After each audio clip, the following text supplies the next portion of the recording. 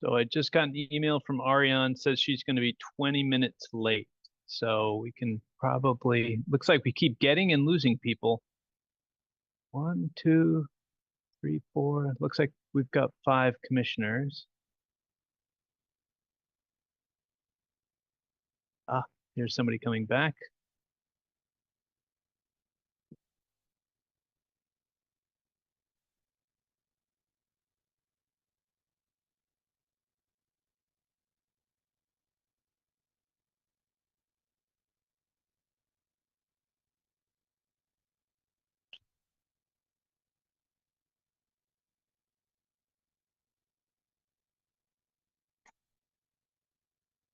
We can probably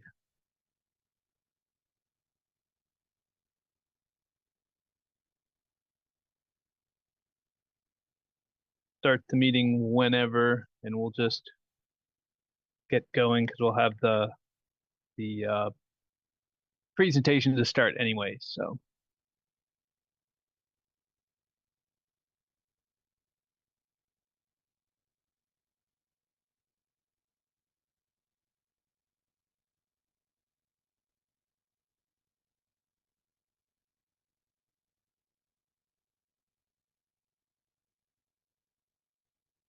I don't know, Maria, if you wanted to open the meeting and call it to order, and then we can just move through the agenda. Okay, I'm trying to download the agenda. Ah, It is not downloading for some reason.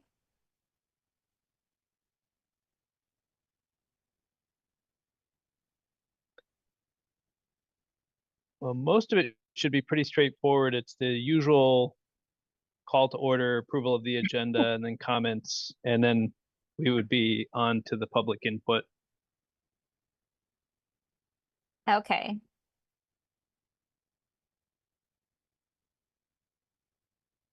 I'm sorry, I'm still not downloading it. Okay, so I'd like to call the meeting to order. Um, let's see.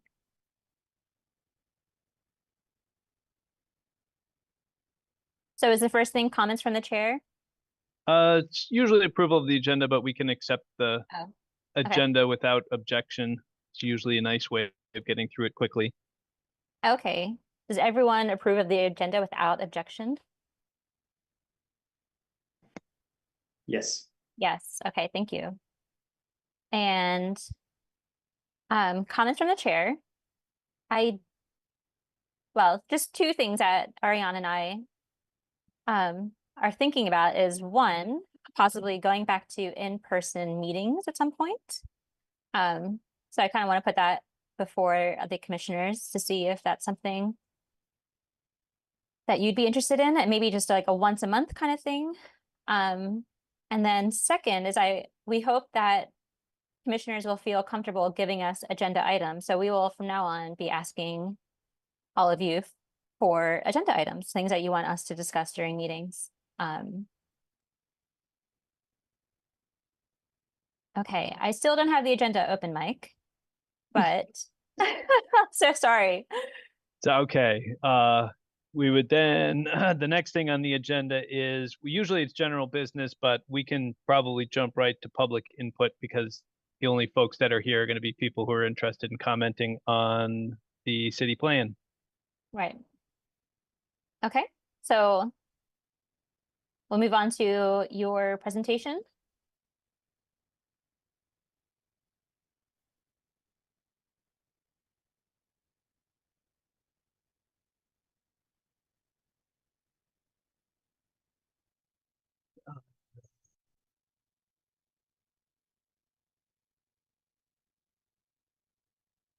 Just quickly run through some of our slides for everybody to give a background of the city plan process. So we're just going to quickly run through these. It takes about, I don't know, 15, 20 minutes to get the background and a little explanation of what the city plan is and talk about the fact that the chapters are in two parts, just so people understand that. And then what's the overall process tonight? And it can be really flexible. We don't have a large group, so we can be really flexible about working with you guys, and hopefully we will get somebody keeps hopping in and hopping out. Hopefully that person will get to stay when he gets in. So for anyone who doesn't know where to find the plan, if you go to the city page, the normal Montpelier-vt.org website, you can scroll down and there are these big boxes. And usually this one's on the front, but sometimes you've got to hit the little side caret to kind of get over to where it is. You click that box and you end up at the city plan 2024 page. And if you roll down, you end up with a number of boxes. Now, this is the first three that were from the first three chapters. We now have three more. So we have 6 boxes now, including transportation and energy and utilities and facilities. And we also have the additional information, the implementation strategies that are linked below. So that's where you get the 2 pieces of each one. So background and history. So for 50 years, we were the Montpelier Master Plan. We decided that really this is not a master plan. It's kind of a term of art. It's not really a master plan. It's a city plan. So we've changed the name. We're now going to be calling it the Montpelier City Plan. So you may hear a lot of people refer to it as the master plan, but we're kind of changing the title and hopefully it'll catch on. It was most recently updated in 2010 and was amended and readopted in 2017. This new plan is complete new format and content. The process started actually back in 2016, so 8 years ago, developing the goals and strategies. We worked with commissions and committees to develop all the implementation strategies and then worked with the Planning Commission to develop the chapters. It's a web-based plan format with separate chapters for each topic. When what you're seeing now are just boxes for the web, but there'll actually be a new website and it'll actually be far more functional once you get into that new format. But in order to have the public input process, we don't want to have a whole bunch of pieces that don't work and do things. So we're cutting things out and reviewing the content separately. So that's why it kind of looks the way it does. And then we also have a new format for aspirations, goals, and strategies with a goal of a more actionable plan. So we really, this was one of the primary focuses of the new plan was to make sure that the aspiration, goals, and strategies were much more actionable. And we have a very specific process that we use in a specific format to try to make sure that all the pieces aren't just going to have token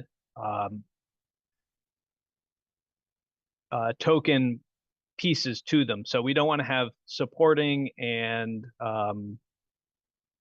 encouraging things because that doesn't actually change anything. We really want to have a discussion on what goals we're going to have and what actions we're going to take, what studies we need to do, what regulations we need to pass, what programs we need to adopt. So why is a city plan important? They're actually not required under Vermont state law, but if you want to update or adopt zoning regulations, you need to have them. If you want to participate in Act 250, if the city wants to participate in Act 250 or Section 248, we need to have a city plan in order to participate. And it's also a requirement for a number of state and federal grants. So there are a lot of reasons to have it. But if you want to have a city plan, then you must meet these 4 requirements. It has to be consistent with the state planning goals. It has to be compatible with the regional plan. It has to be compatible with other plans in the region, and it has to contain the 12 elements under this part of the state law. So how can a city plan be used? As I mentioned that, there are a number of things that it's required for, but usually town plans can be used as a long-term guide, as a basis for decision-making in programs and investment, as an action plan, which is really what we're trying to do, as a basis for municipal regulations, which we do, and as a source of information. So there are a lot of reasons and ways that you can use city and town plans, including standards for state regulatory proceedings, which we mentioned, like Act 250.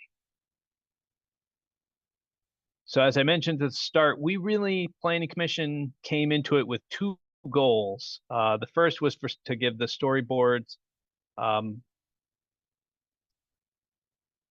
give the public decision makers a background on a topic. That's the storyboards part.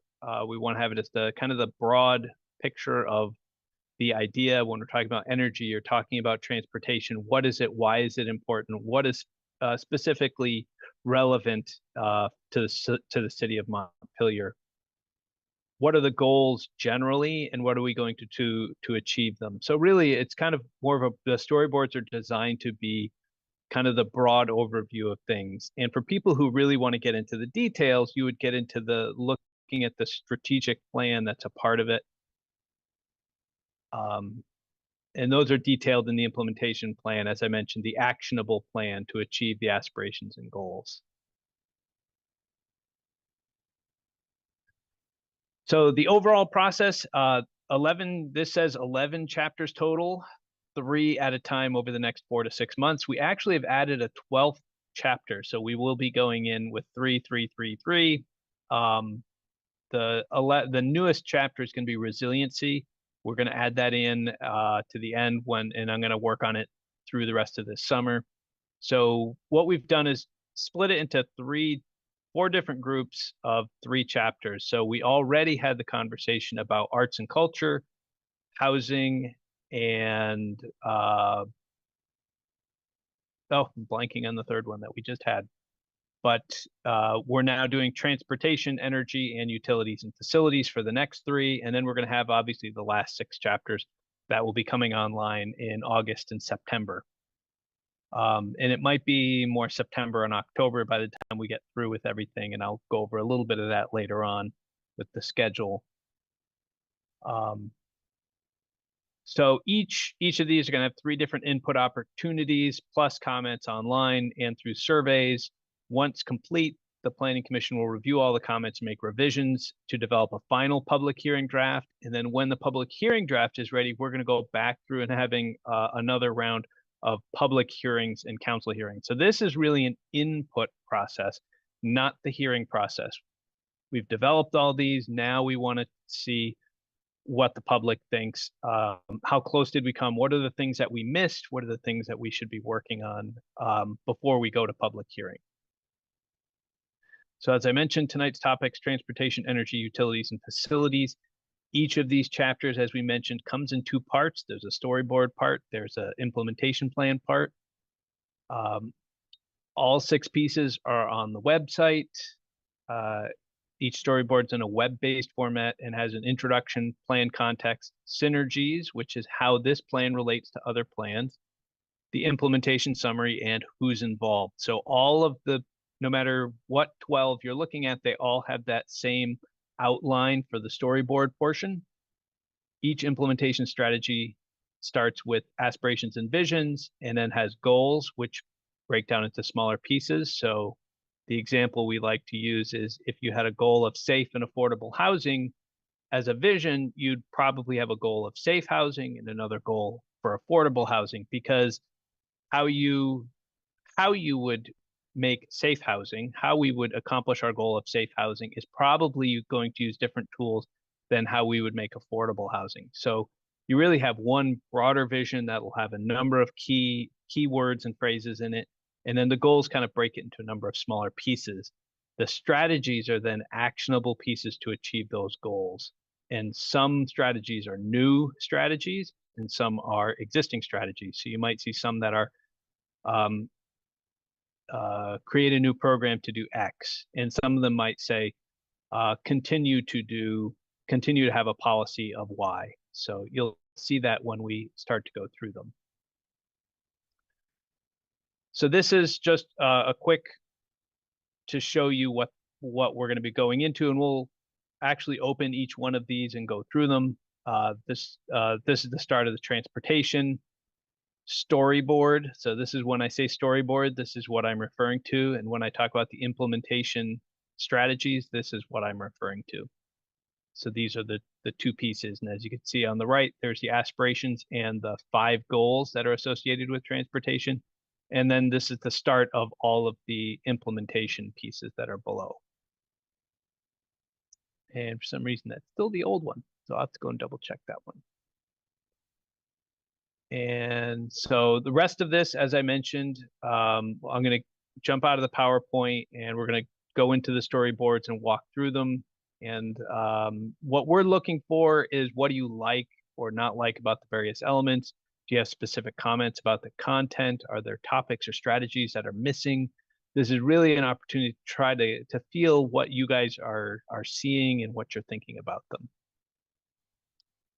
And with that, we'll take some quick questions now, but I will then jump into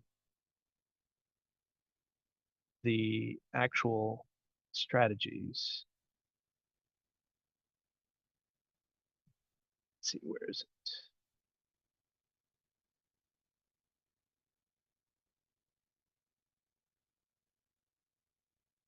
I think we have this.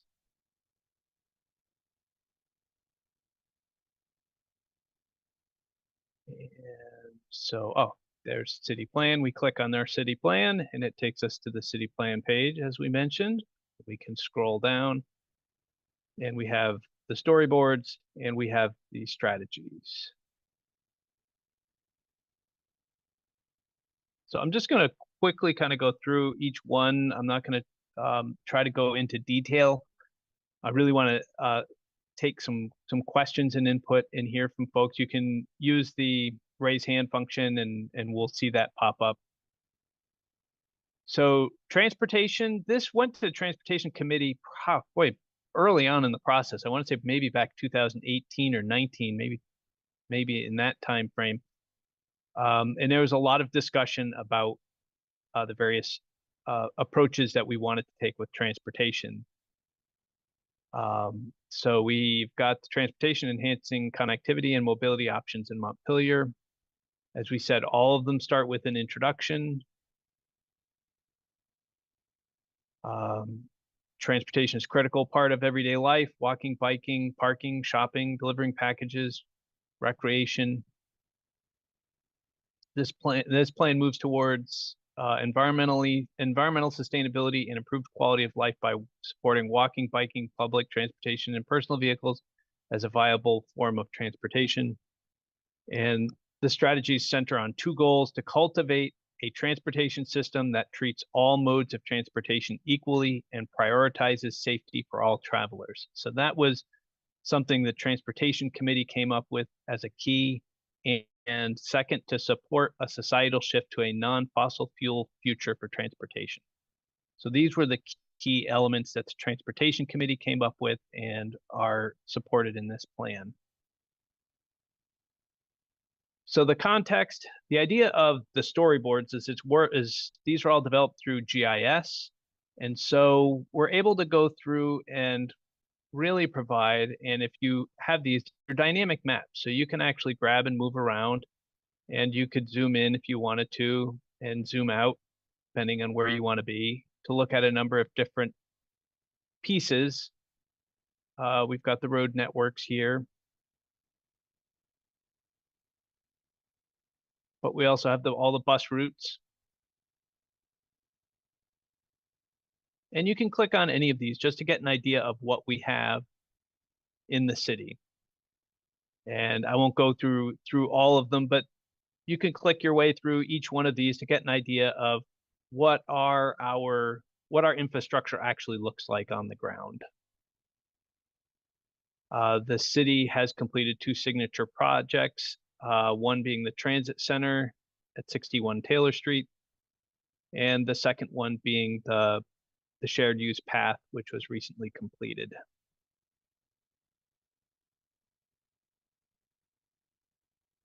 We're actually going to have this be, this is actually just a PDF of the map. We actually have a new data layer we're going to plug in, so it will also be dynamic. This one is not, but we actually have that data layer ready to go. So the city uses a capital improvement plan to schedule repairs. After many decades of underfunding of capital improvements, the city has now fully funded paving and street reconstruction programs. And this means many of the projects in the CIP are not catching up with long overdue needs while sustainably maintaining our streets. So this is certainly a project that we get a lot of comments on, is the quality of our streets. Future of transportation must also do better with problems such as stormwater. And so we have a number of discussions on that. So the synergies, how does transportation relate to other things? Economic development, energy, land use. Obviously, it's closely tied to all three of those. We need a fun fact. So every one of these chapters is supposed to have a fun fact in it. It's like, did you know, 50% of all housing units are older than 60 years old? I'll have to find one still for transportation.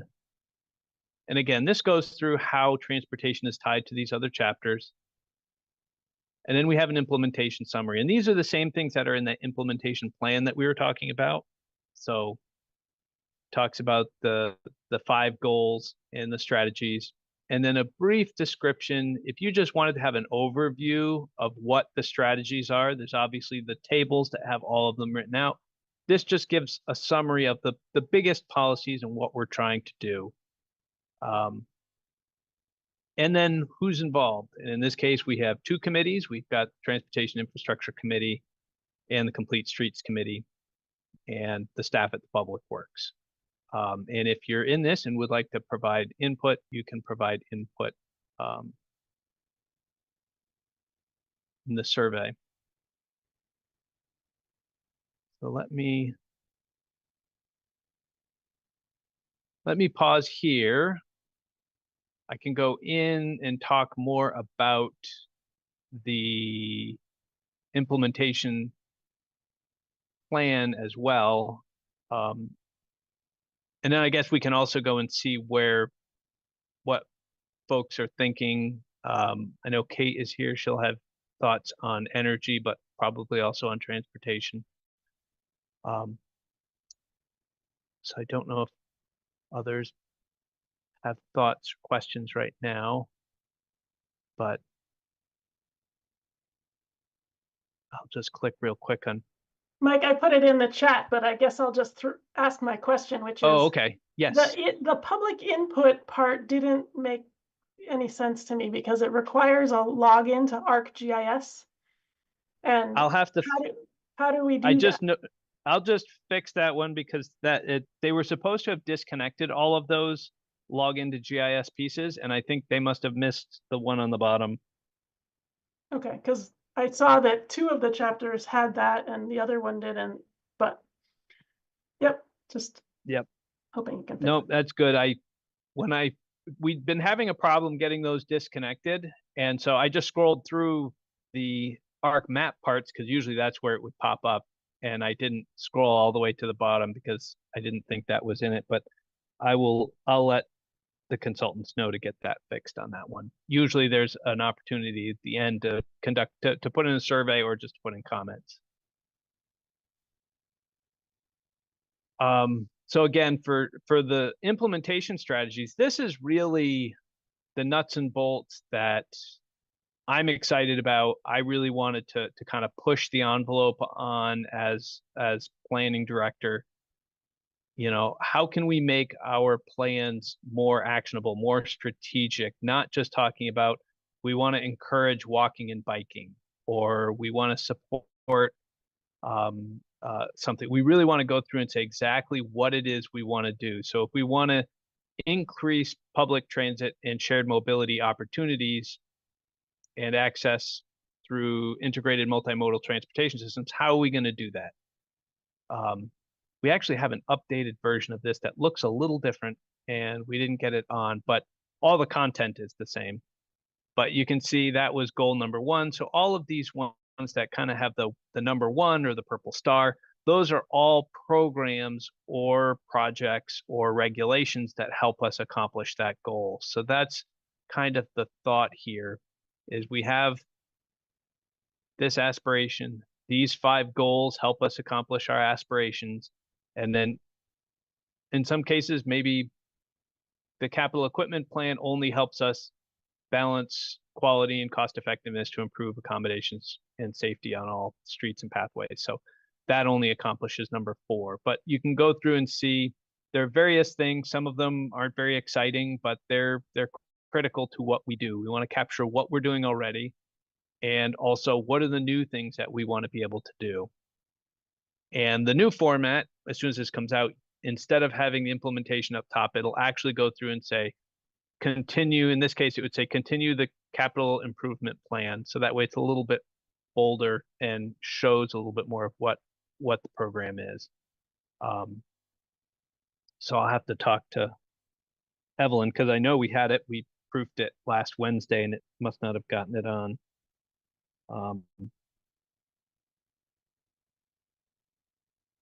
Quick note.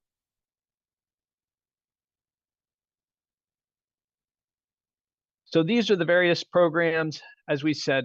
So we always like to go through and say there are 5 ways that we kind of, when we talk about how you will implement, what type of strategies, you're going to be usually talking about doing plans. We don't know enough, so we need to study something. And that probably isn't the case in transportation, except maybe there might be one. I think that we're talking about studying where we would put the north-south route, because we now completed our east-west bike path, shared use path. So we have a nice highway that's safe for people walking and biking to be able to go east to west, but we don't have a north to south route. So we need a study to tell us where that route would be so we can build it into our capital improvement plan. So that's an example of a plan. You can also use permits, that's regulations. Sometimes you just need to regulate things to achieve a goal, maybe safety. Some safety things might require some regulations. We have programs. Those are things that are ongoing, not one at a time, which is a project. A project is something you do once. So we're only going to build one transit center. So that would be an example of a project. Doing line striping is an example of a program. We're going to continue to do that every year. We need a line striping program if we're going to have those lines out there all the time and have it maintained over time. And then the last thing is policies. And policies are how we use our resources, we being the government. How do we use our land? And transportation, this is a lot because all of our roads are owned by the city. So policies are very important to how we manage our resources. It becomes less in some chapters, more in others, but in transportation, policies become important because policies, how we spend our money, how we use our staff, how we use our buildings, how we use our property, are all regulated by policies. You don't have to pass a new law to tell the city to plow its streets differently. You just change your policy. So that's why policies are usually have a little lower bar to change. So in transportation's case, we've got 2 pages that kind of break down unified development regulations as zoning, streetscape improvement initiative. And each one of these has a priority and a cost and a responsibility to try to make sure we can start assigning things to various departments as to who's going to be responsible for making sure it gets done. So that's an overview of how each one of these works. Rob. Yeah, thank you. Once this section, I was just kind of comparing, there are obviously some overlap between the energy and the transportation sectors, but, maybe including a little blurb about electric vehicle infrastructure in the transportation section. I guess to save time, I won't hold my comment for the, the electric vehicle or the energy sector, but, I think really maybe establishing some goals for what that infrastructure looks like. I think right now we have look from the perspective of maybe the impact of, transportation in Montpelier and like businesses downtown, the electric vehicle infrastructure demand, having a state-of-the-art, whatever it ends up being when this gets implemented, 350 kilowatt versus 50 kilowatt charging station within walking distance of the businesses downtown. Someone can come in for, an hour charge and get on their way up 89. So it's just sort of realizing our sort of position in the region of that from a transportation perspective and how that impacts all the other aspects here. Nope, that makes sense.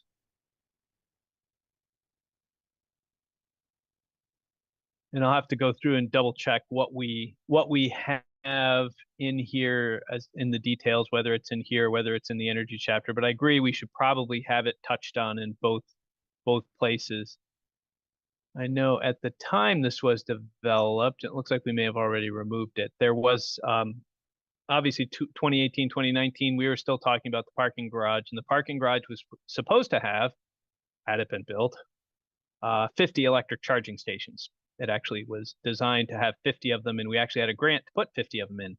So it was disappointing to not get the parking garage, because that would have been an excellent place to kind of gotten people in the downtown in a central location where they would have also had the charging stations. But that didn't happen. But we still need to go and look, as you said, to have other locations, and to have the superchargers would make a big difference for economic development, the broader traveling public. Well, so I guess, as a follow-up on the same, vein, I know you're working on the keynote section of resiliency, and making sure to sort of weave that back into the other sections as something that really has a synergy between them all.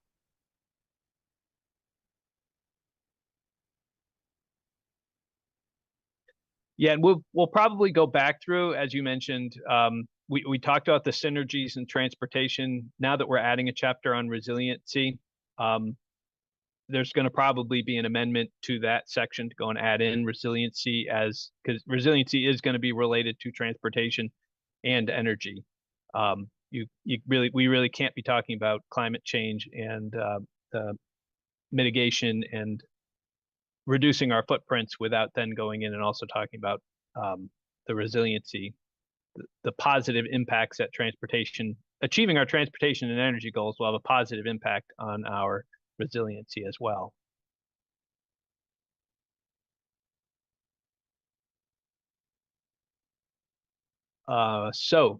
Energy, there's a picture of our log road solar farm. Similar to the others, we're talking again about breaking it into the introduction. Really, the theme for the Energy Committee and the Energy Plan has been net zero 2030, net zero 2050. So the 2030 goal is to get city government net zero by 2030, and then to get the city, the broader city, to be net zero by 2050. So each one of those has different tools and goals to accomplish those goals.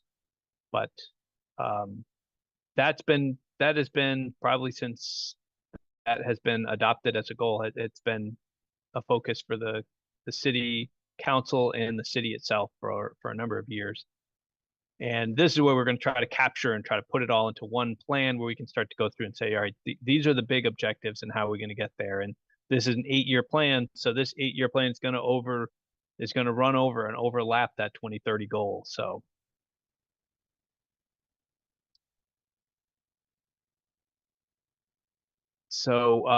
we're talking about the impacts of what the climate crisis will result in. And these were in here before, and then were added in after the flood. So we got to update a few pictures from due to last July 9th, 10th, 11th. And again, like the other section, it moves into maps, because this is, as we said, it's the GIS storyboards. We have the ability to plug in a lot of data. So sometimes we found some of these data points have been wrong, and we're working on updating them. And so if people find data isn't correct, we'll start to follow up to find out why. One of the things we want to be able to do is to start to put in the data where the data came from as a little citation underneath it. That'll make it a little bit easier for us, because if this data happens to be from 2019, let's say, and your rooftop solar was put in 2021, it might explain why you're not shown. We don't have it in there yet, but our consultants are working on getting the data and putting those data citations in there. So that'll help us to either find better data sets, or to maybe update that data set, or simply to have it as a qualifier that people understand this is data only as accurate as 2021, because that's the most accurate data we have. So again, similar to the other ones, you can zoom in and zoom out. You've got the ability to move around in Montpelier to kind of see where things are. If you wanted to zoom in on your house and you don't happen to be in the downtown, you've got the ability to move around. These are ground mounted solar voltaic. And then we've got the big highlight up here where Log Road Solar is. That's our biggest solar facility. And there are a number of other ground mounted ones throughout town. The solar thermal systems. This is for hot water. There's some biomass thermal. We've got obviously the big one in the downtown, but there are others that are also in the area that also burn biomass. So that's wood chips or wood. Alternative transportation. So these are our plug-in stations Rob was referring to before. We need to get some of the faster chargers and have more of them in our downtown. Right now, don't have too many.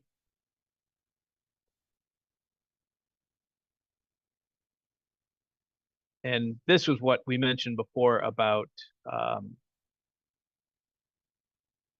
some of the facts. These are the goals.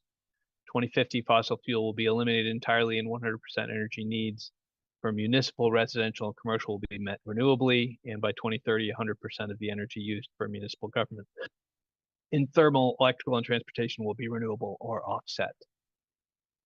So we also talk about a few accomplishments. The Capital Complex District Heat Plant is one success. It burns. It was diesel, I believe, and it's now burning wood. I believe it's whole log in this case, not wood chips. And in the utilities chapter, which we'll get to, we actually show where the district heat lines go. And then we also have net metering, which we've done. There are a number of places that have net metering. The one thing that we haven't shown here, which we're going to be working on, is the fact that also with the Log Road Electric, we also have some net metering sites that are municipal, like City Hall and the police station, the fire station. So we've done a number of energy accomplishments down at the Water Resource Recovery Facility.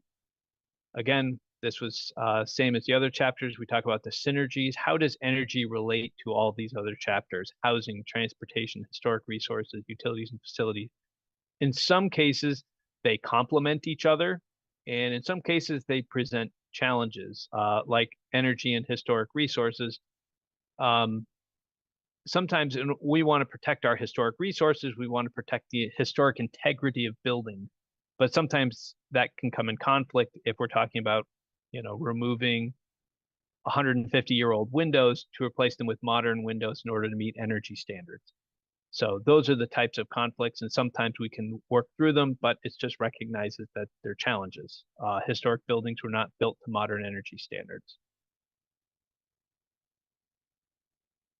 And then same as the other ones, we have our aspirations and goals. These are the same ones that you would find in the table when we get there. And then who's involved? MEAC is our number one player in this.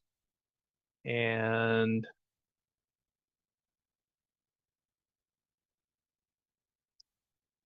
I'm going to have to add in here because doesn't look like we've mentioned him. We have to mention our mention Chris Lumber's position. He is the Community Facilities and Energy Coordinator.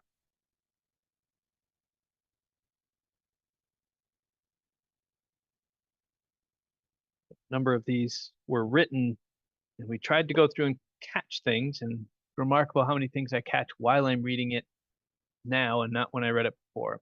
So, and here's another one I'll have to fix. So, any quick comments on this one before I jump to the story, before I jump to the implementation plan? Is this my moment for public comment? Yes, anytime. Just throw Okay. your hand up, or I'd say wave your So- arms, but I can't always see everybody.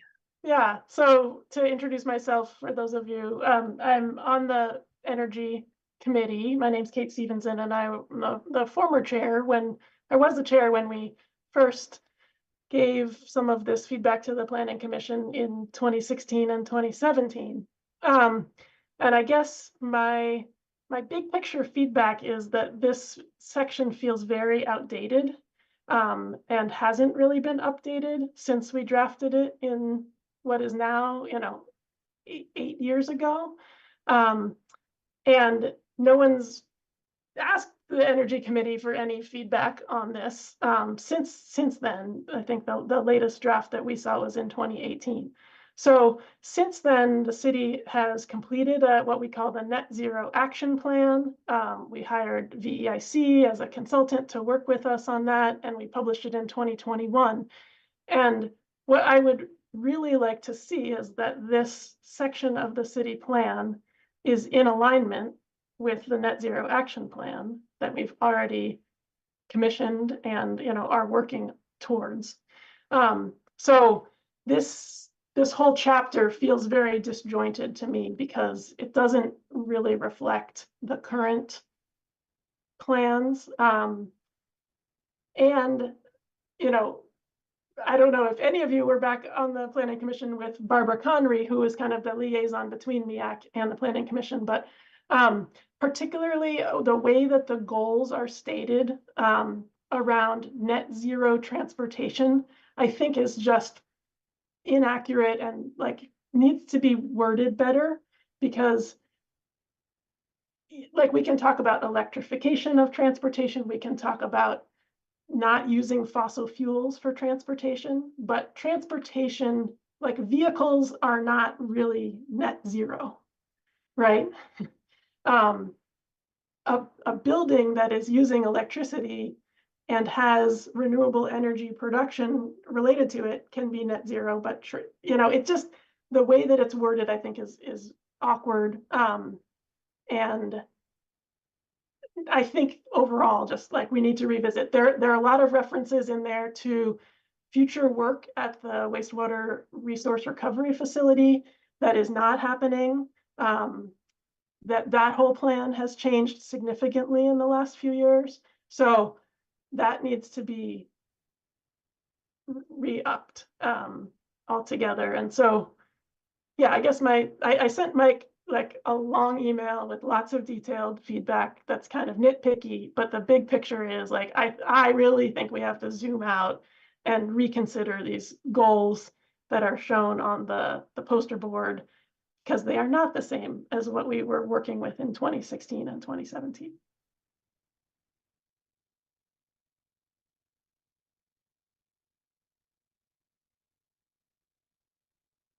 Okay, yeah, I haven't had the chance to go through those. I believe I sent those to the Planning Commission already. So everybody should have those. If not, I will resend them just to make sure. But yeah, this is exactly the input that we're looking for, and we'll go through again. This is the public input part of, not the public hearing part. So this is where we want to hear about everything and make sure that we've got everything online. And our plan was to get through some of the public input pieces and then go back to the committees with where we get revisions to. So we might have to, we know the Housing Committee wants to have a discussion as well. but we expect to go back to everybody. So certainly an energy committee would be on our list. But at some point we had to start having public input. We had to start getting people's thoughts, and we didn't want to keep going round and round on the wheel without first having some public input. So Kirby, did you want to jump in? Hey, everybody. I don't have the same kind of substance offer that Kate did, but what Kate just said sounded really, really wonderful and helpful. I just wanted to give my support and tell you that I think you're doing great. And there's a lot of important work that's going on here. And just joining in tonight and looking over the images and the infographics and stuff, I think things have come a really long way for some of these infographics and maps and things. So I just wanted to say that's really hopeful to see that things are going along well. But that's really just it. Not too much substance, but thank you all very much. Thanks, Kirby. So yeah, I've been happy with how things have progressed on how they look, but obviously we need to get the content to now catch up with how things look, and we've got to make sure we're telling the right story and make sure we're getting the right information across, because we can say there are lots of things we can say in this planning context and in this story. So what story do we want to tell, and are we telling it well, are the two questions that sometimes come up. Rob. Yeah, well, just a couple things that people just said. You know, Kate said something about being outdated, and you just said a couple times telling the right story. And you know, I'm reading this, and it's like the energy sector. It's like, oh, the reasons why we're doing clean energy is that we have sea level rise, and you've got all these climate change impacts. But you know, to be honest, like, and I just hate to be frank with this, it's like really sad to say it, but like, I just don't believe that any reduction in fossil fuels at all is going to have any impact on you know, climate change as we see it. You know, it's this big thing about resiliency. It's like, how are we, like, the big thing here is about how are we going to react to that? You know, how are we going to like structure our energy and our transportation and all these things in this community that we live in order to respond to the inevitable threat that's going to happen, that we all have been working very hard to try and prevent by, you know, doing the right thing, but the world has decided not to do the right thing. So I guess the story is, you know, is more about a story of like resiliency and survival when it comes to all of these things than it is about, you know, the reason we put in solar panels and the reason we're doing less carbon is because of, you know, our goal in doing the right thing to reduce fossil fuels. Yes, that is still important, but to me, it's not the story anymore.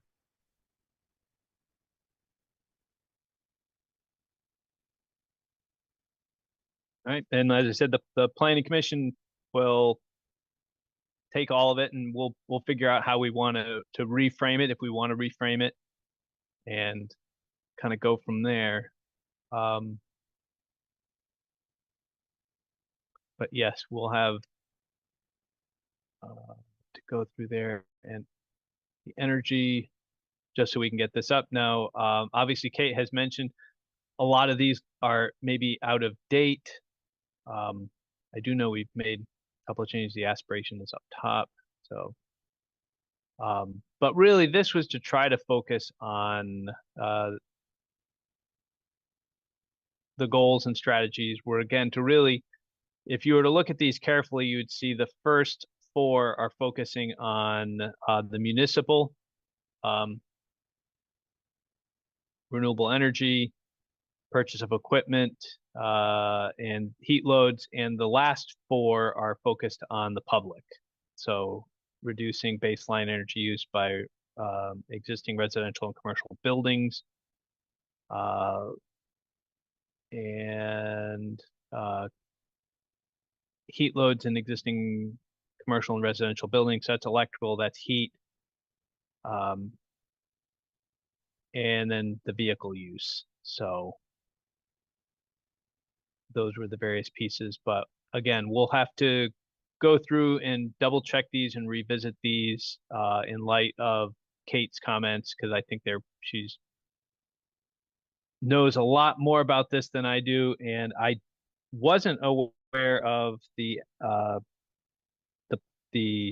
action plan. Or I guess I knew it in the back of my head, and it never crossed my mind to go and bring that back out. So the net zero action plan, I'm gonna go back through, download it, and read it, and see how it affects the goals and how it affects the implementation strategies that we have to try to accomplish those goals.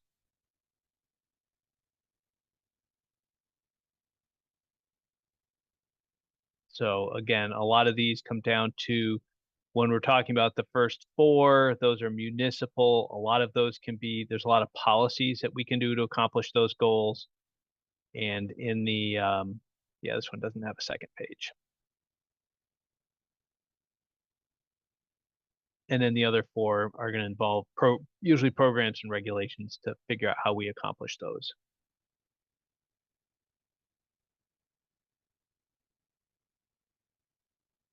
And I don't know if you guys want me to quickly just scroll through the utilities, but it's really very similar to these, has a lot of the same kind of information in it.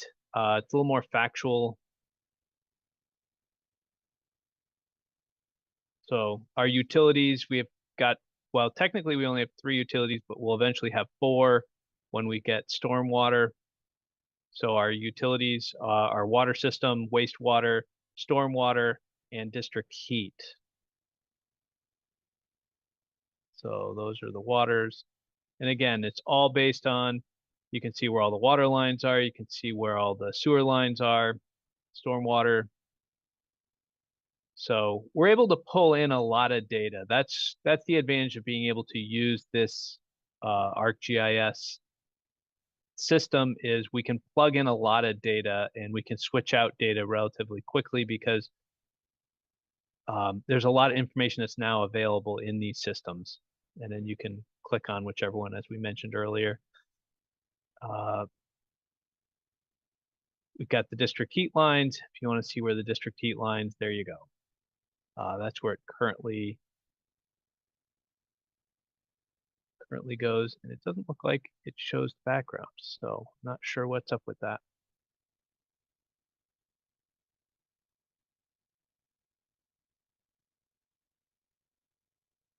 Background on utilities is lost, so usually you'll have the roads and the buildings also highlighted so you can take a look at what's going on there. And then same as the others, we have our synergies. Did you know we provide 1.7 million gallons of water per day to 3,100 customers? And same as before, we have our aspirations and goals. These are broken up a little bit differently because aspirations, that aspiration has a couple of goals, that aspiration has a couple of goals because they're broken into pieces. And then who's involved. And it doesn't look like any of these are working for the feedback, but they do for the first 3. So, and again, the utilities and facilities are slightly different here because there are big groups of them. So these are all the utilities aspirations and goals. These are all the facilities aspirations and goals. These are all the private utilities aspirations and goals, and the non-municipal facilities such as schools, libraries, hospitals, waste municipal. And then these are all the strategies. So I think I can always jump back in if we need to. I could put us on out of the shared view screens and just kind of keep it open for any conversations. And I can share screens again if people want to ask specific questions about any of the pieces.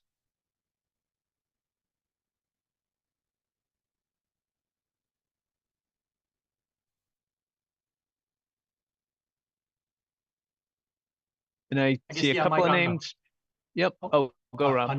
on utilities, it's obviously, my background. I work as a surveyor and also on, on the DRB, and just sort of like looking towards the next decade when it comes to the installation of utilities and accounting of utilities. It's like there's no reason in this world with technology that like when a utility gets put underground that we shouldn't know exactly where it is and be categorizing, where it is, and that gets fed into like, the city's database, like it's displayed in the, in the story map. But like it's possible that like our current processes when it comes to, new development and new connections, that like we're not necessarily making that a requirement. It may be happening through the various, like, I think, great initiatives within public works, or whatnot. But I just think from a planning and development standpoint, being able to have like, when utilities are new utilities are laid into the ground, and when we, do repairs on existing utilities, that like we, as the city, know exactly where they are and have a system at which we can, provide to developers knowing that.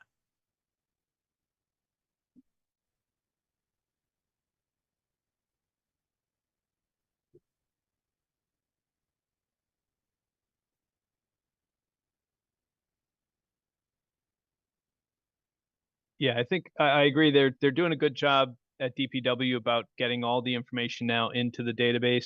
We obviously have a lot of old infrastructure that is not mapped, so they do a good job of getting it in. But yeah, we could also put requirements for the developers to also give us that data when they're installing it as well on their end.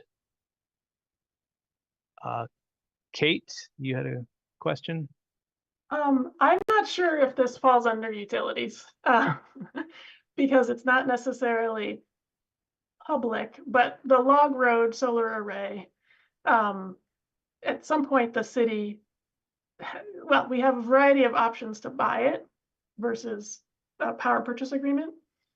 And it could be that in the next 5 to 10 years, that really needs to become a city-owned renewable energy utility to some extent. I don't think anyone's paying attention to that. Yeah, did we miss the window on that? I remember there was it in two places where we have two opportunities? Yeah, there's like at year 7, which we missed. We missed and the first then window. there's Yeah. Year 11 and then year 20 or something. I don't know. Like, don't quote me on that. Yeah, no, I remember when the first one was coming up that I was trying to point it out to people to say, we got a window. Were we gonna move on that? And it just went by, but it's worth checking. Yeah, somewhere in the next 8 years of this plan, there's another window. Someone needs to do some math to figure out, Yeah. if it's financially worth doing, where it would benefit. Yeah, that should certainly show up in the energy plan, but it may also show up. Strategies can show up in multiple things. You'll see the zoning regulations appears multiple times. Designated downtown appears multiple times. So this strategy of purchasing the Log Road solar array may be one that would appear under utilities as well as under the energy chapter. Or at least like one of those, we need to do a study to determine whether or not it makes sense.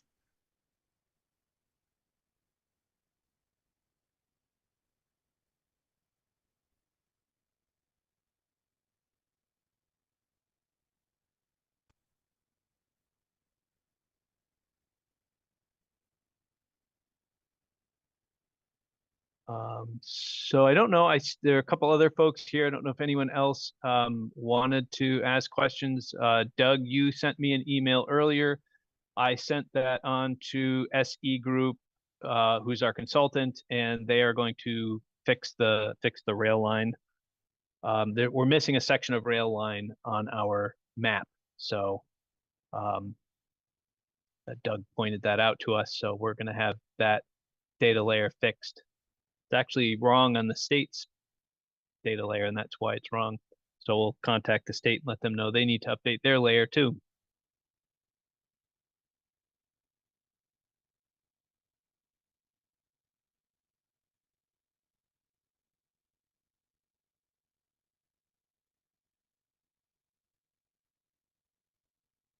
All right. Well, I want to thank everybody for all of the thoughts and inputs. And obviously, we've got a lot of work to do on these three chapters. Not unlike the first three chapters, we did the public input on that, and we got a lot of comments, a lot of thoughts, and the Planning Commission is going through and making a number of improvements. Obviously, the email from Kate, we're going to carefully go through and look at that action plan as well to make sure we update those as well.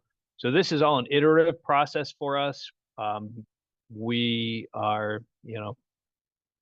as much as we're proud of what we've gotten to, we are not so proud that we're not willing to make changes to it. So we are very much going through, continuing to make changes, make improvements as we move towards this winter when we want to be ready with a good, as we said, a good document that we feel has the support of the various committees and has the support of the public. So that way we've got a smooth adoption process. The city plan we have right now is valid till December of 25. So we're not in a pinch. We're not under the gun to get this done. But we would like to get this wrapped up early in 2025. We know it gets complicated trying to have hearings during the budget process. So we're just going to try to keep working our way through, and hopefully sometime in early 2025, we will have everything adopted. But between now and then, we're going to continue to make updates. We're going to continue going back to committees, and we're going to continue to take public input. Any input over the next 6 months, even though, if you had thoughts and comments on housing or historic resources or arts and culture, those are the three we've already completed.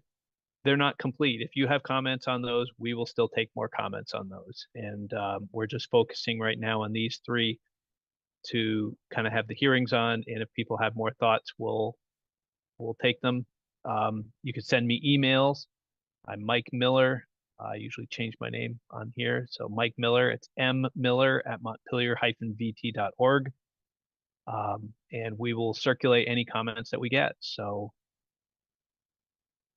I don't know, Ariane, if you want to close the public hearing portion, or public hearing, it's not a public hearing, public input portion. And then we could talk about what's next on the agenda for tonight. Okay, do I have to make a motion to close the public input session, or, sorry, I don't. No, I think you can just, as chair, just go and say, unless somebody else has input, we're going to close that portion and move on. Okay, hearing no other input, we're gonna close the public input session part of the meeting, but yeah, as Mike said, we'll continue to collect comments, and you can email Mike, as some of you have done, and I really appreciate all the participation and comments that we're getting. I think it's great. Just look at the agenda. Okay, so we had talked about going, or the next possible item on the agenda is going through the matrix of comments that we have received. And I guess I do feel like it would be, maybe we should, I wonder, I don't know if we can do this. Can we do the minutes first, just so we have that done? Sure, you're in charge. Okay. All right. I would ask if anyone wants to consider moving approval of the minutes of June 24th, 2024. Just gonna get them up myself. I haven't had a chance to look at them.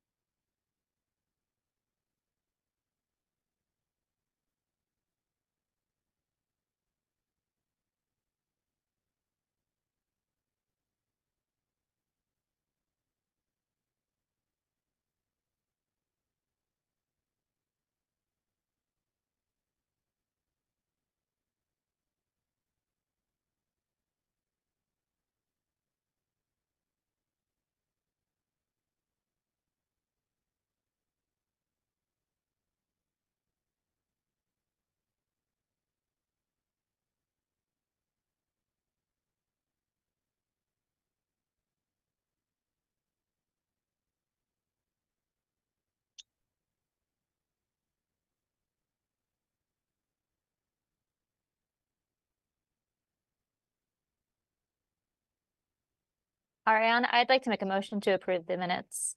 Great. Do we have a second? I'll second it. Great. All those in favor, say aye. Aye. Great. All right, so then, yeah, I feel like it would be useful to go through the matrix. Even though I was ambitious at the last meeting and I have not actually looked at the matrix myself, I have to admit. Although I know a couple of you have. But maybe if we could just share screen, and I mean, I bet a lot of them will be pretty quick. So Mike, if you want to share the screen and you can just take a look.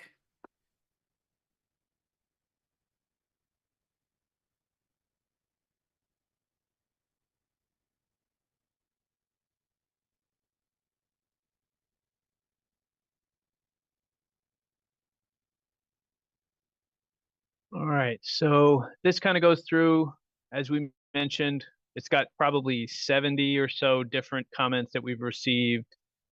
The first column is the comments. Obviously, some of you have seen,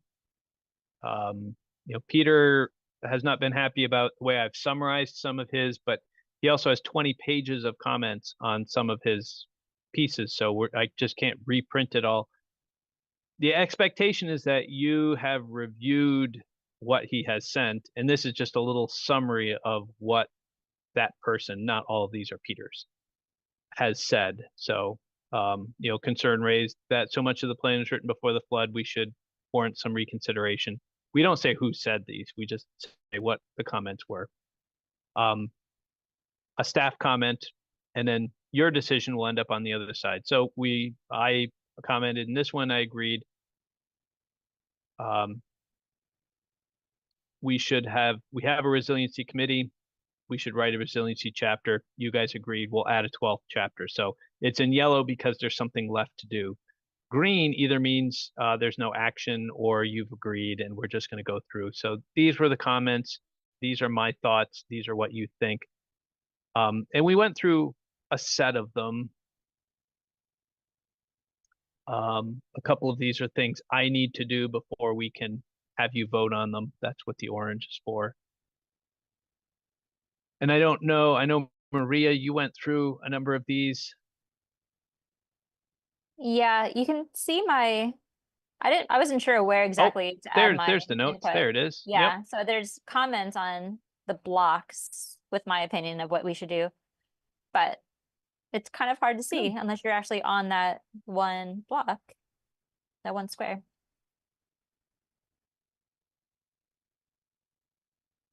So I think some of these I could have probably gone through and summarized pretty quick. Like this one here, they want us to get onto the northern borders. We already have a plan to apply. That's basically done. Someone made a comment, we need to keep artists here on a temporary basis. I think there's an actual strategy that talks about that. So I think that one's actually done.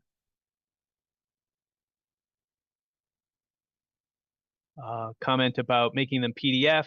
We've gotten to the fact that we can do those posters can be printed 11 by 17 and they're readable.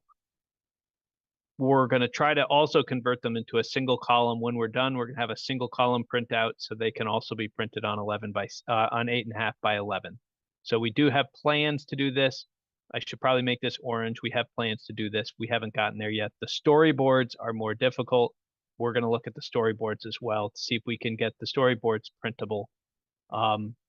Actually think there were a couple that were, Carlton may have shared some examples of ones that had them where they were printable in 11 or 8.5 by 11. And so we're going to try to work on getting those worked into that format as well. Editorial team to review. Yes, we're working on that. Those are good suggestions. Recommendation on housing board to change aspiration A to read X.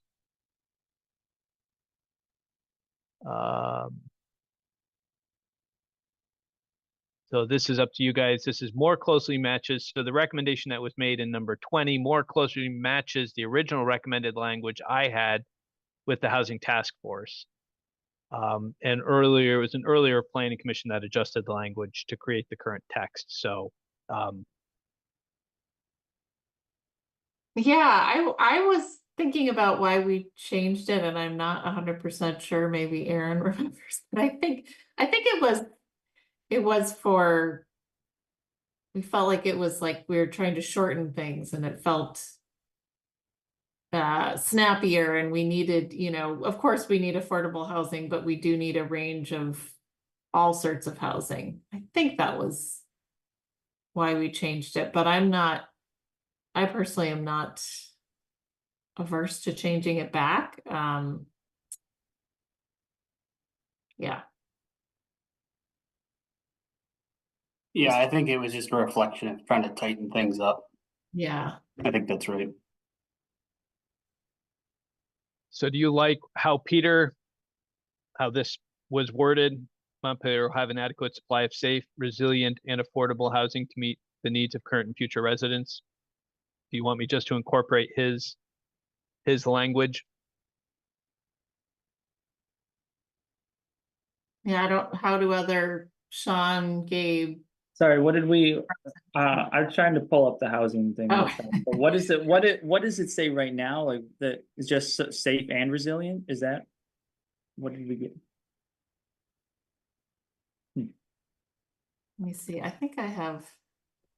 If I pull it up, then it takes this stuff off the screen. So I just, Okay. I think this was like one of the first meetings I attended, and I think the discussion just had to do with what you said, that we need I don't know what the language is now, but that we need a range of housing, and when you only identify affordable housing, it sounds like we're only talking about light tech, whereas we need missing middle housing, we need, housing for, affluent families, so they'll move out of their housing that they're currently in, they can provide it to other people who could use it.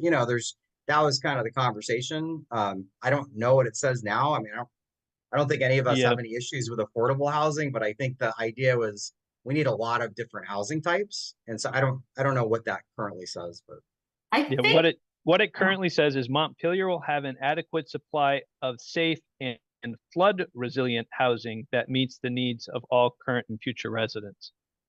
So we would be striking the flood and adding in affordable. So rather than an adequate supply of safe and flood resilient housing to meet the needs, it would now read adequate supply of safe, resilient, and affordable housing to meet the needs of all current and future residents. Now that Gabe has mentioned that affordable is kind of, in this context, limiting, because I think we do want a variety of housing types. So I feel like I'm now on like the other side of things again, because I think we want affordable housing, but we want all kinds of housing.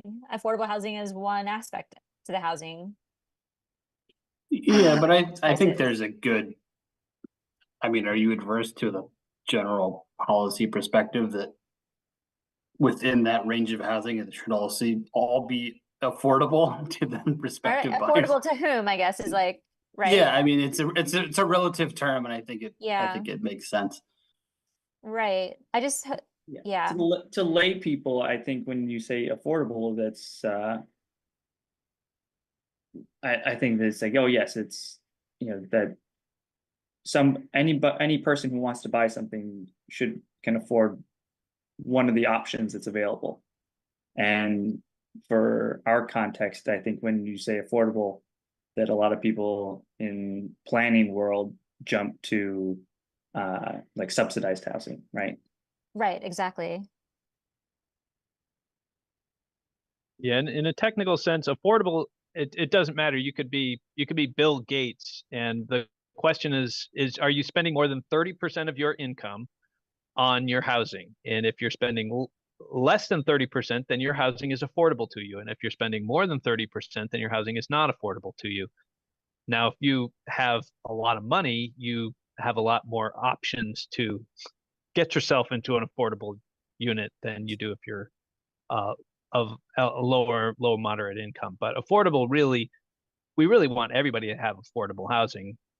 Just what somebody who makes $250,000 a year, they can afford much more and still be affordable. They can buy a much more expensive house. But that's why usually we end up focusing on, well, is there enough of a supply of housing that folks can purchase in this price range? Because that's where most of the people are, and that's what most of the people can afford. What if, and this is like getting really nitpicky, but what if we just move affordable to like an adequate supply of safe, affordable, and resilient housing? So like it's not the affordable housing that kind of is a term within planning world, you know? I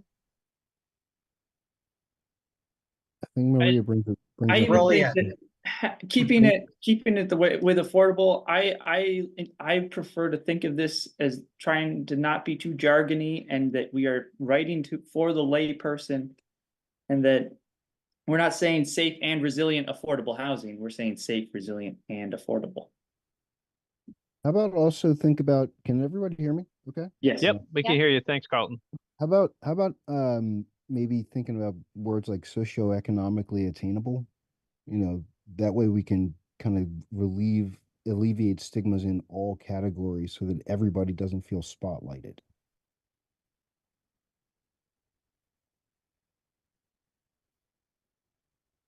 I'm done. That's it. That's for the commission to entertain. I like just reordering the words. I mean, then there's no, because affordable housing does mean something, right? Whereas if you just move it, it's still there. We still are saying the same thing, but with the broad affordable, right? The broad affordability, the 30%. Not that we couldn't add some additional language problem if we needed to do that, but I think just I mean, I get what you're reordering saying, but it. those words just seem dated at this point in like our environment. So affordable, we've been saying this for, forever. And so, something where we can give it a break and say something more refreshing for all of us. Just the social economic thing kind of just covers every background, and everyone just can try to find a way to just know that we're talking about them too.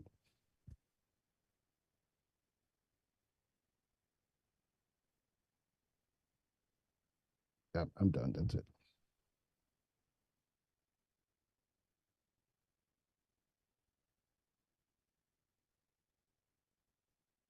I like Peter's suggested language.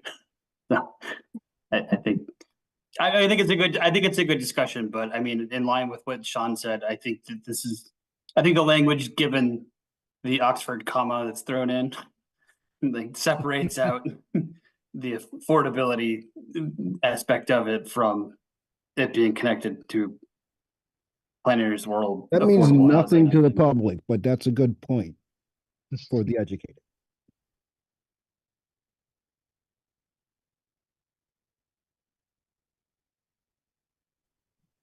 Yeah, I guess I feel like I'm fine with the three different suggestions that have been floated. So I don't have a strong opinion. And I think, gosh, I mean, this shows why the city plan takes so long, right? Because like once you really get into it, it's like everybody has a little bit of a different perspective, and it's very tricky.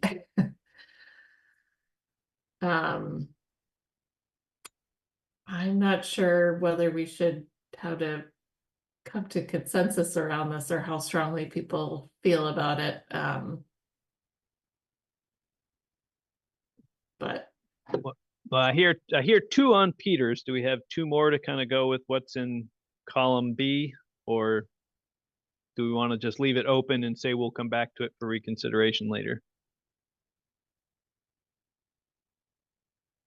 I mean, I think Peters is fine. I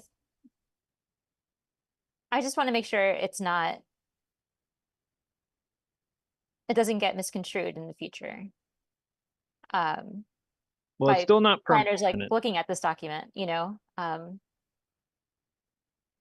It definitely will, because it's because the words are so dated. They've already been figured out. So we're just helping the breadcrumbs be laid as usual.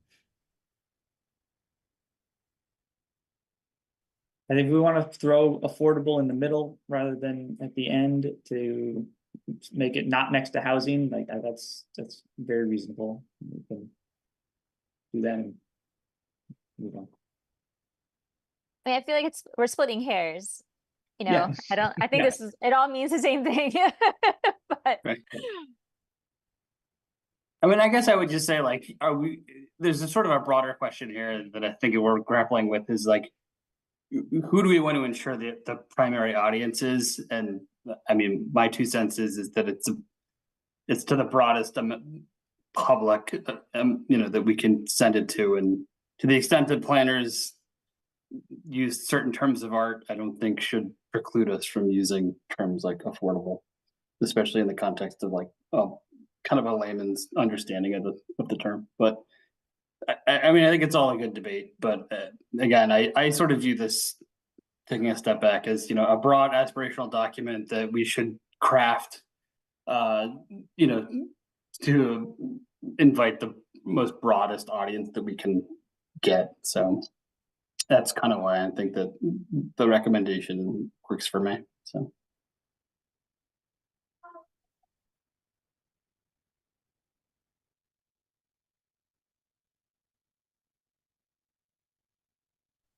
Okay, well. I don't know, I guess if I'm okay with Peter's suggested language, and I guess I'll just check in if anyone feels strongly that that's really not the way we want to go forward, then I would suggest we just table this and maybe think about it a little bit more. I'm okay with everything. None of this is strongly for a long time. So I'm not like, this is all splitting hair. And we're going to continue to do that. We just decide which ones are more frivolous than others. Yeah, well, I do Well, think it's important here, given that housing is such a hot topic, but I just want to be, what were you going to say, Mike? I was just going to say, I think I've counted 4 people that have kind of generally said they're okay with how Peter has worded it. And I'll point out, this isn't just Peter's language. This was the language the housing committee had come out with. So, Yeah. and again, this is just,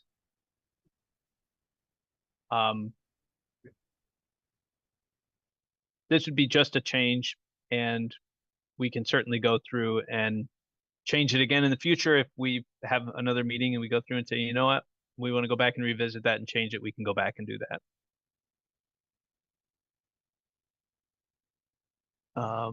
So the second aspiration, which was, which currently reads, Montpelier will affirmatively further fair housing in order to protect all persons from discrimination, promote economic opportunities, and create a more diverse and inclusive community. Comment was,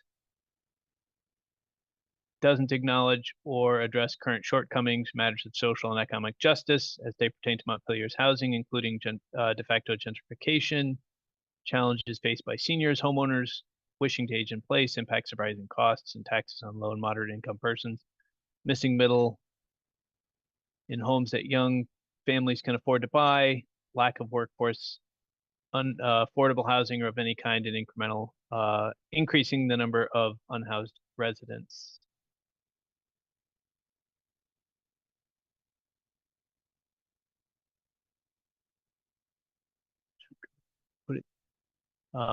So yeah, my thought on that was just that I would like to be aspiring towards something positive. A lot of his comments seem to be very, very aspiring to something negative or something not. You don't really want to aspire to not have homelessness. To have a negative. You want to try to aspire to a positive. So.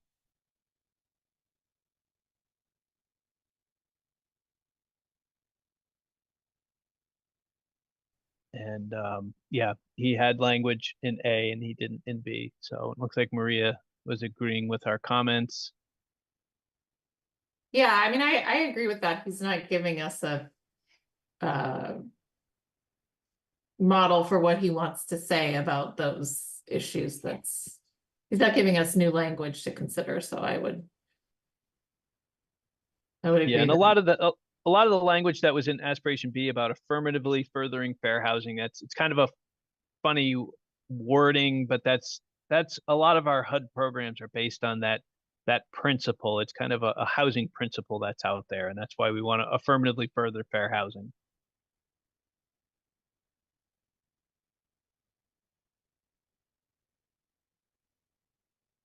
His next comment was about general comments on the goals, except for one, that the goals are not measurable.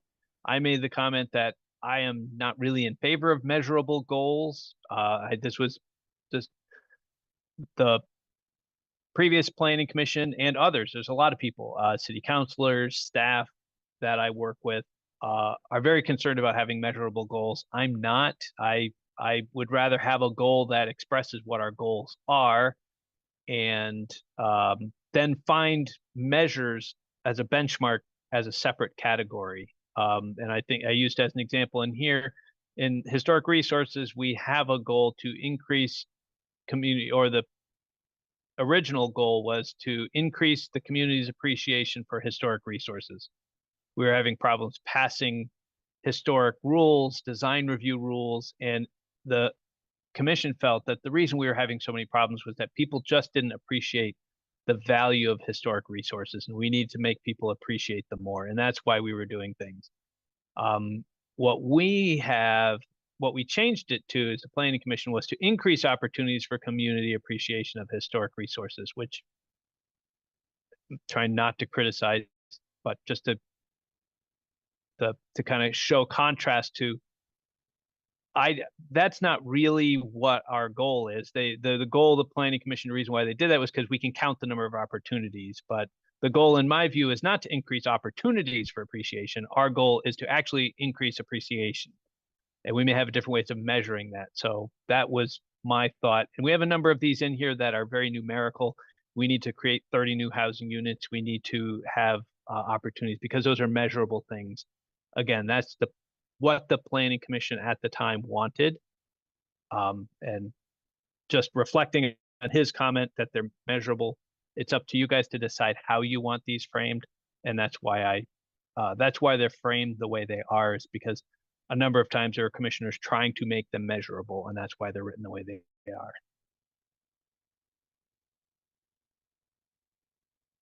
But if you guys want to keep them the way they are, this is perfectly fine. This is your goals.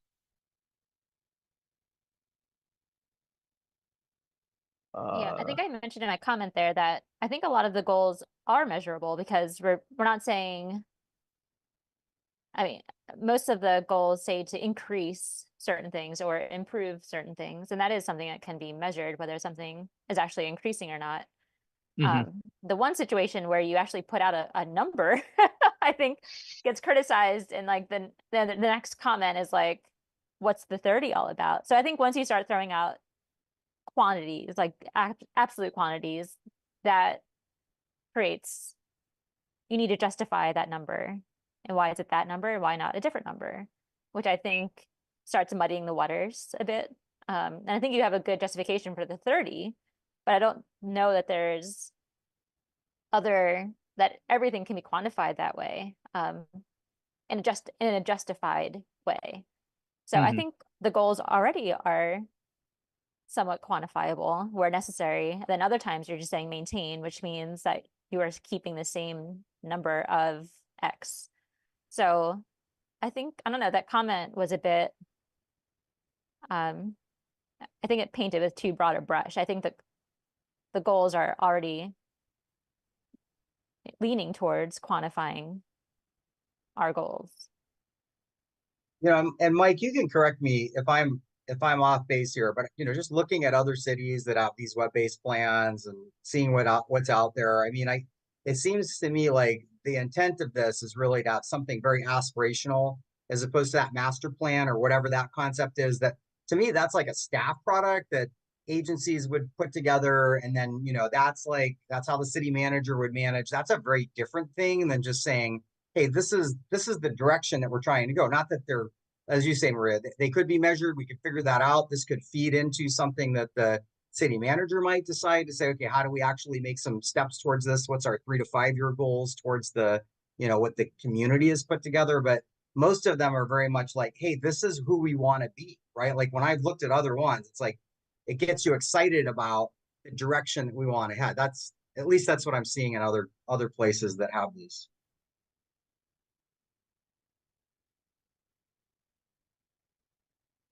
I would also I don't- worry about if you're trying to add measurable goals, like measurable to maintaining a mix of housing type, sizes, occupancies, and costs, that we don't want to be too specific. We want to leave some room for some creativity in solving these goals. Yeah, and conditions change too. So, that mix of housing types could possibly change in 2 years, in 5 years, in 10 years. It just, I think you can also hem yourself in by assigning numbers to all of these things. Future is possibility.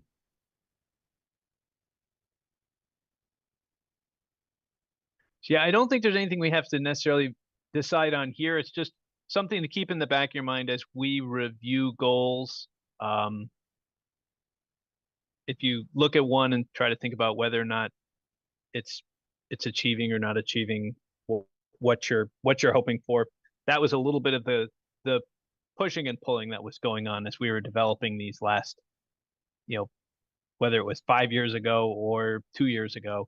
That was some of the pushing and pulling that we had between what the committees would talk about, what the planning commission did, what staff was recommending.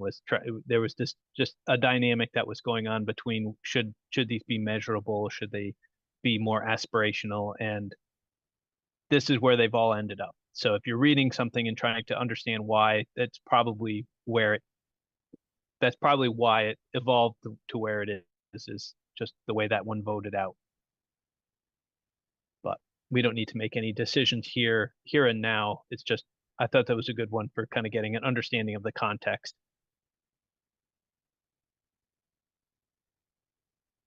Great. So the next one, just because since we've already kind of touched up on it, the 30 number. I wonder, is there somewhere where we can put because I actually had forgotten where the 30 number came from, to be honest. And I do think it's kind of nice. I mean, I don't think we'll achieve 30 units a year, but I personally think it's kind of nice to have it in there as like a reminder of just kind of the need and the scale that we want to think about in terms of housing. So I just wonder if we can put the calculation in there somewhere, and where would that be? I don't know, but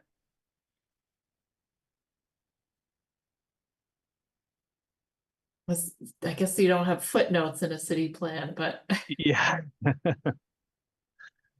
and I'm not like attached to it if there's not a place that makes sense for it, but if like if we all leave the planning commission and there's or even if Mike leaves and like nobody knows where the 30 number came from, is to have it in a place that we can get back to it. Yep.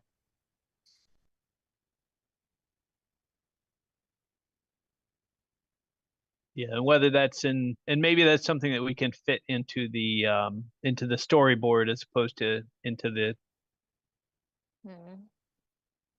strategy, or we can do something in a parentheses or something. I don't know. But we'll search for a way of doing that, because that question comes up all the time. So yeah, I think it would be. I was thinking that like maybe it could be in the storyboard. I like that idea too.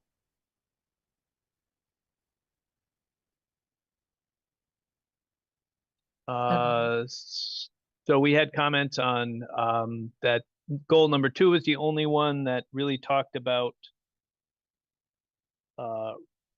explicitly mentioned rental housing. see if I can find my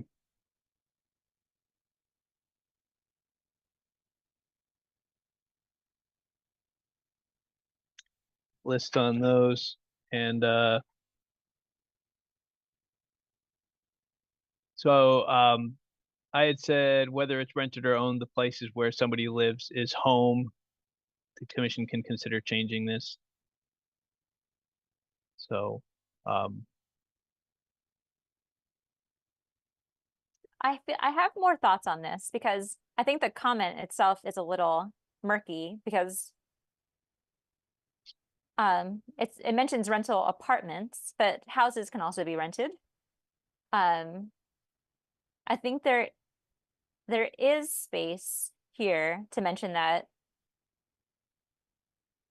we could support a variety of home ownership types. I'm not really sure how to phrase it, but it's not, when I first read it, I thought they were talking about apartments versus houses, and homes does encompass apartments or houses or condos or any other living situation. But I do think I would like to see something in the city plan that supports rental housing and homeowner occupied housing. I don't think it has to do with apartments or houses. I think it just has to do with the ownership type. But I'm curious if other commissioners know how that is usually phrased. Like I keep saying ownership type, but I don't think that's the right terminology for what we're talking about. yeah, so I think what Peter's referring to number 2, where he says this is the only one that does refer to it because it says a mix of housing types, sizes, occupancies, and costs. The other ones talk about increasing the number of homes in Montpelier by 30 units. I would consider that to be rental, but his argument, his what he's making here is that people might not read that as increase the number of homes because they might not think of that as apartments. The other ones improve safety, health, resiliency, flood resiliency of our homes, increase the number of homes that are universally accessible. So of those, they keep referring to the word homes and whether we should be using a different word. And I don't think he's arguing to change number 2. I think he's arguing to change number 1, 3, and 4.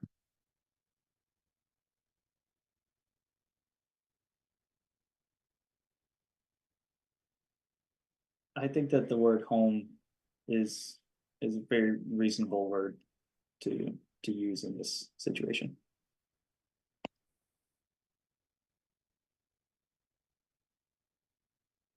Do I remember right? Isn't there something in the storyboard that talks about what percentage of renters we have? Like it's a really high percentage. And I don't know where else I would have seen it except for in the web-based forms, like over 40%. Yeah, it's close. It's close to the 50-50. It's like a 45-55 mix. I think it's 55% owner occupied.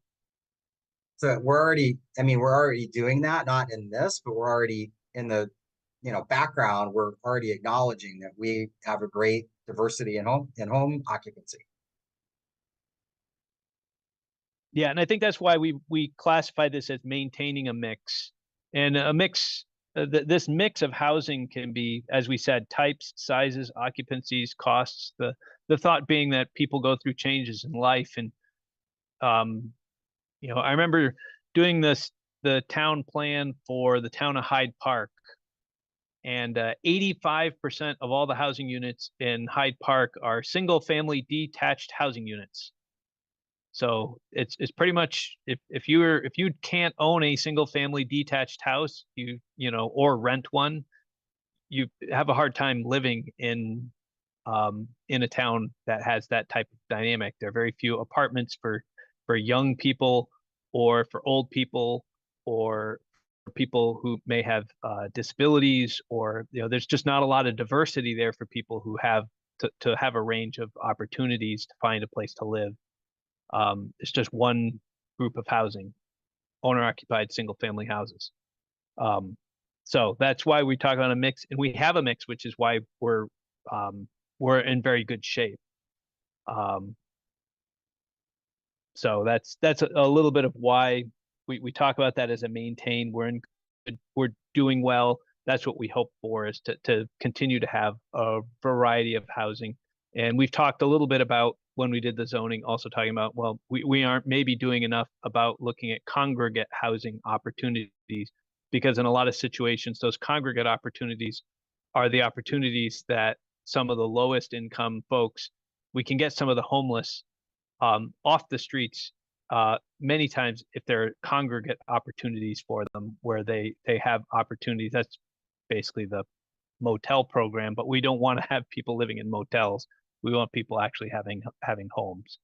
But those are probably some of the places we're lacking, or maybe in the congregate housing. But otherwise, we have a large mix of housing type, sizes, and occupancies.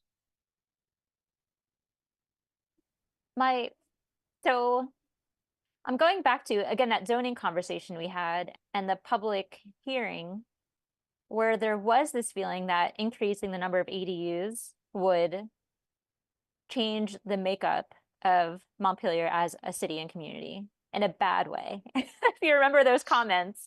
And I think here might be a good place to throw in that we actually do want rental housing, and that is something that we want to maintain. So this isn't actually, maybe it's moving beyond Peter's comment. And I think goal 2 is trying to get at that, that we want this variety of housing types. Is there a way to specifically throw in support here for rental housing without it being too specific in this instance? Is there a way to refer to rental housing without, I don't know, making it so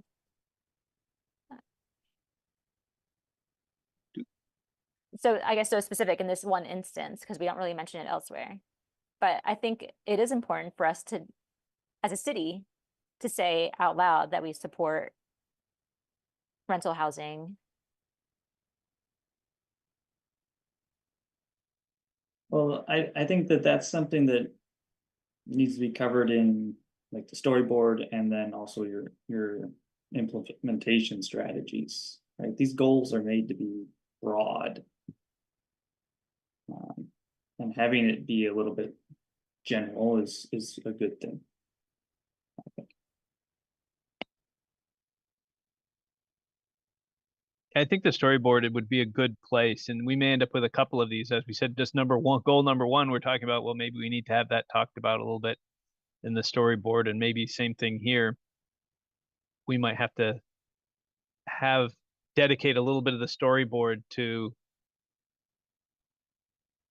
kind of express support for rental housing.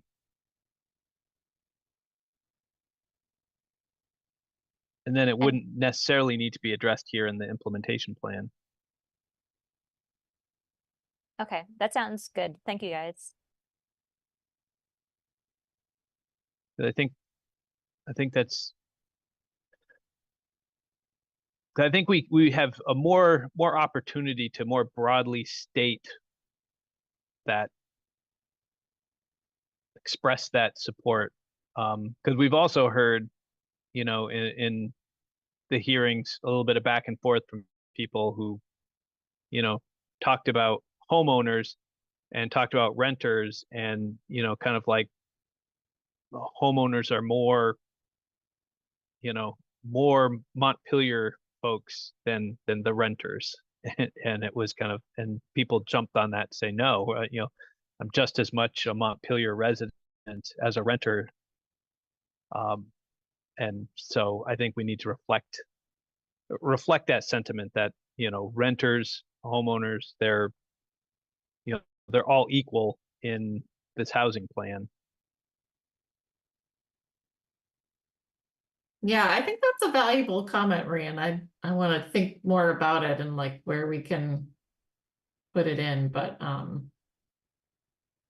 yeah. Right now I don't. I'm not sure what else to suggest, but at least in the storyboards.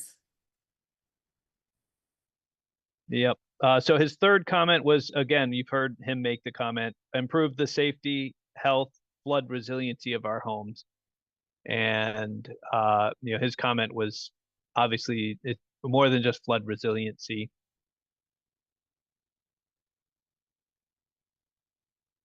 So there it is, number 3. So he wants climate resiliency, not flood resiliency.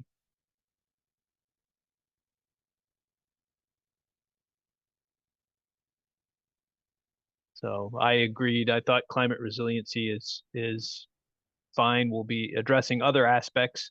It's a very hot summer this year.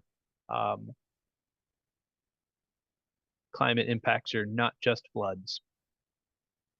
Yeah. Yeah, I definitely agree with using resiliency. I think I'm a little bit confused about where he wants to put energy efficiency. And I think part of the reason we may have taken some of that language out is just that we felt like it was overlapping with the energy plan. Or that, all these things are like a overlapping Venn diagram, right? And just that we had already covered some of the energy efficiency goals in the energy plan, but. Yep. Yeah, I think it was initially. I think it did in the original one that came out of the housing committee, I think did go through and say safety, health, flood resiliency, and energy efficiency of our homes.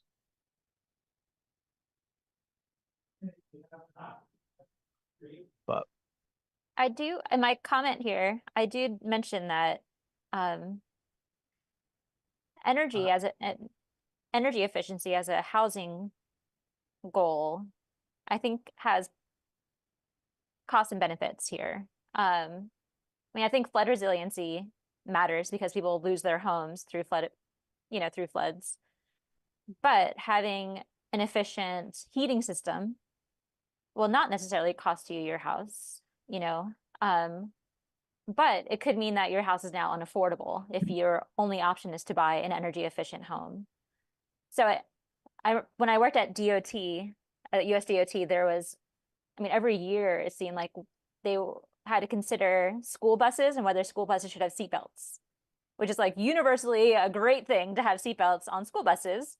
But the issue is that once you start putting seatbelts on school buses become more expensive. And once school buses become more expensive, school districts stop buying them. And so they just end up using their old 1980s, 1990s buses, which are on the whole more unsafe than anything that you would buy today. And this happens like in aviation too, like requiring parents to bring toddler seats or baby seats onto airplanes is like, obviously sounds great on its surface, but because of that, people end up driving their children to grandma's house instead of flying to grandma's house. And we all know that driving is so much more dangerous than flying. So more children end up dying if you require baby seats on airplanes. This is like, so like these like, and this is like, this is true. This is fundamentally true. So going back to energy efficiency in housing, if it is a goal to improve energy efficiency in housing, will housing in Montpelier become more expensive and more people will be homeless, or more people will be inadequately housed. So I think there's just like a conversation to be had here where flood resiliency is so critical, because if you put all of your money into this home, whether you're a renter or a buyer, and you lose that house, it is such a financial blow. And so many people they wouldn't be able to get back up on their feet. But having a oil burning, radiators, yes, it's obviously bad for the environment. Everybody knows that, but you still have a home. So I'm curious what other people think about these trade-offs with climate resiliency and housing. I think that was very well put. Those are good examples, very good examples. Yeah, that, I mean, those are great. I mean, it sounds like stackable consequences, to kind of summarize it. Um, I think that a lot of this also has a degree of understanding the larger picture of the US economy and the fact that, COVID stopped the train a little bit. So the money, locally, state and federal, is a factor. Some of the information on the GAO.gov regarding some of the financial things that we are undergoing and are about to go through are some of the things that we just don't have control of. And so you know, we're doing what we can. And so I'm good with it.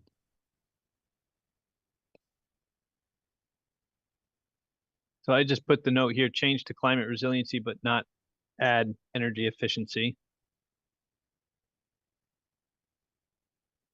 Sounded like that was kind of the direction where everybody is leaning.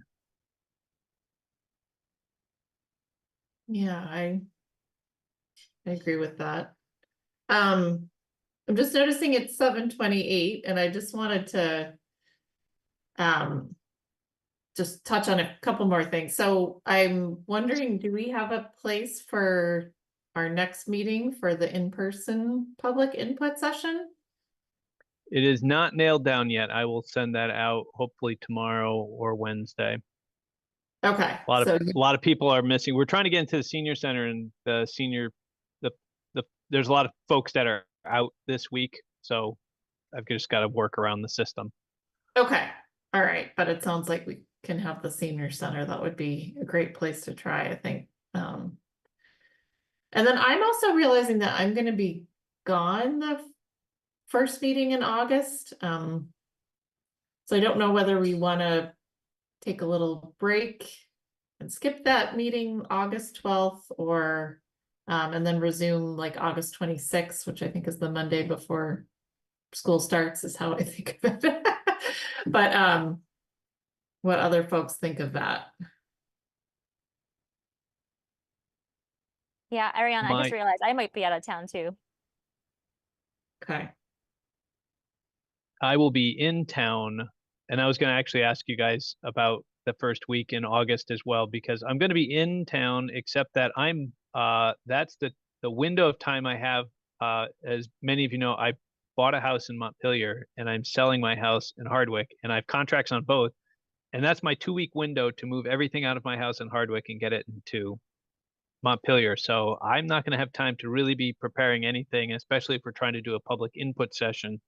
That's going to be really stretching me thin because I'm going to be on vacation those 2 weeks. So Sounds like we missed that one. Okay, great. So it sounds like we're going to have the public input in-person session on these chapters again in 2 weeks, and then we'll take a week off. And then I would assume that maybe the August 26th will just be a regular planning commission, so we can just kind of regroup and think about our next set of chapters and where we are, and maybe go back to the matrix. Does that sound like a good plan?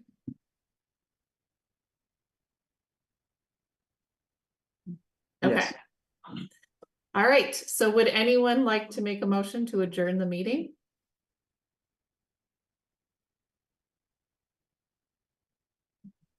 I motion to adjourn.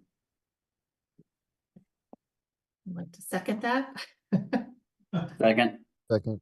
All right. All those in favor say aye. Bye. Okay, great. So I'll see you in 2 weeks. Thanks, everyone. Bye. Bye. thank you all. See you.